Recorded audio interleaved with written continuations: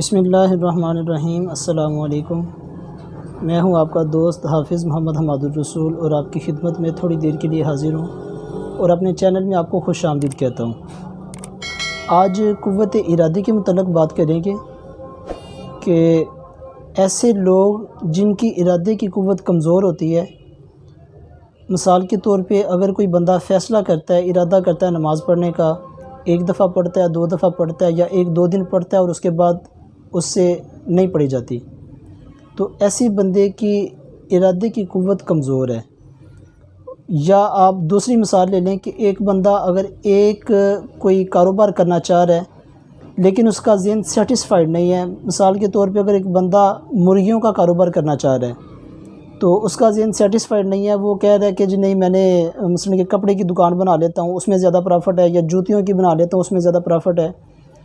یہ بندے کی قوت ارادی کمزور ہونے کی وجہ سے وہ بر وقت فیصلہ کوئی بھی نہیں کر سکتا، تو یہ بڑا ایک نقصان دہ عمل ہے اور تکلیف دہ عمل ہے۔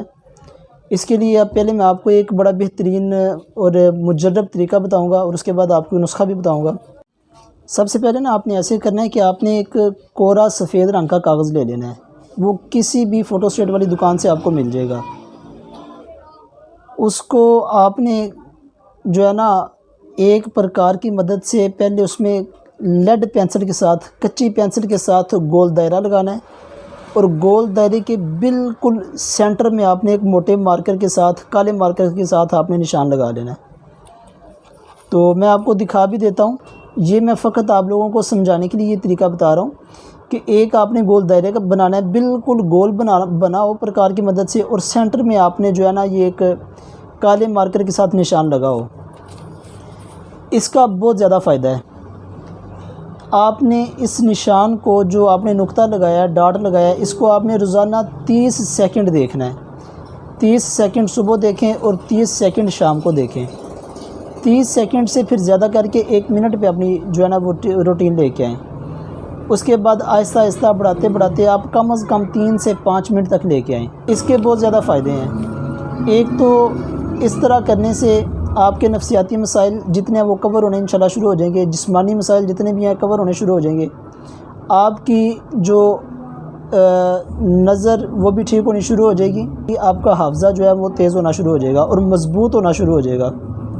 ایک تو یہ میں نے آپ کو طریقہ بتا دیا ہے، یہ بڑا شاندار اور بہترین طریقہ ہے، اور ساتھ میں آپ کو ایک نسخہ بھی بتا دیتا ہوں۔ تو آپ لیں گے جی سب سے پہلے ہریڑ بھی اس کو بولتے ہیں، اس کا آپ نے پوست لینا ہے، گٹھلی سائڈ پہ کر دینی ہے، اور آپ نے آملہ لینا ہے، اس کا بھی آپ نے پوست لینا ہے، گٹھلی سائڈ پہ کر دینی ہے، اور ہلیلا لینا ہے آپ نے زرد، اس کا بھی آپ پوست لیں گے، گٹھلی سائڈ پہ کر دیں گے۔ ان تینوں کا آپ نے پوست لینا ہے، علیحدہ علیحدہ برابر وزن لیں گے، اور برابر وزن لے کے ان کو آپ نے علیحدہ علیحدہ بریک کر کے پھر آپ نے ان کو اکٹھا کر لینا ہے، یکجان کر لینا ہے۔ جب یہ تینوں آپ اکٹھے کر لیں ایک جگہ پہ، تو پھر آپ نے اس کا چھوٹے چمچ کا، چائے والے چمچ کا تیسرا حصہ صبح، دوپہر اور شام مریض کو دے دیں۔ بے شک وہ پانی کے ساتھ کھا لے یا دودھ کے ساتھ کھا لے یا نیم گرم پانی کے ساتھ کھا لے، کوئی مذائقہ نہیں ہے۔ تو انشاءاللہ چند دن کے استعمال سے نا بہت زیادہ بہتری آنی شروع ہو جائے گی۔ آپ آزمائیں اور مجھے اپنی نیک تمناؤں میں یاد بھی رکھیں۔ اس کے علاوہ اگر آپ کوئی بات پوچھنا چاہیں تو میں حاضر ہوں۔ اب آپ مجھے اجازت دیں۔ اللہ حافظ۔